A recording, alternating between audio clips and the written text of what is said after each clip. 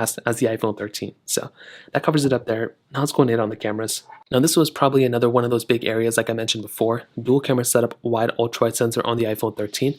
The iPhone SE3 has a single wide-angle lens, both 12 megapixel sensors. Now we can do 4K at 60 on the back of these things, but the iPhone 13 can do 4K at 60 on the front. The iPhone SE3 can only do 1080p on the front. It's not a crazy big deal, but it is one of those things to keep in mind. So in terms of that, that covers it up there. The iPhone 13 lens has a lot of capability. You have an ultra-wide sensor like I mentioned before, which is really cool. You have things like cinematic mode, which is awesome. I love cinematic mode a lot. You have the standard video mode as well, which is really cool. You have photo, but again, I think that 4K at 60 on the front and the back is awesome. But having that ultra-wide sensor is really, really cool. And that's something that I always look forward to, having extra sensors on my iPhone. With something like the iPhone SE3, I think this is a great iPhone as well. You know, there's absolutely nothing wrong with this device.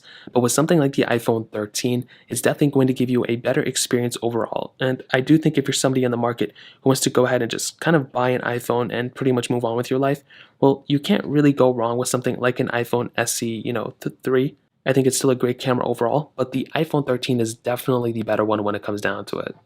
And now that takes us to the end.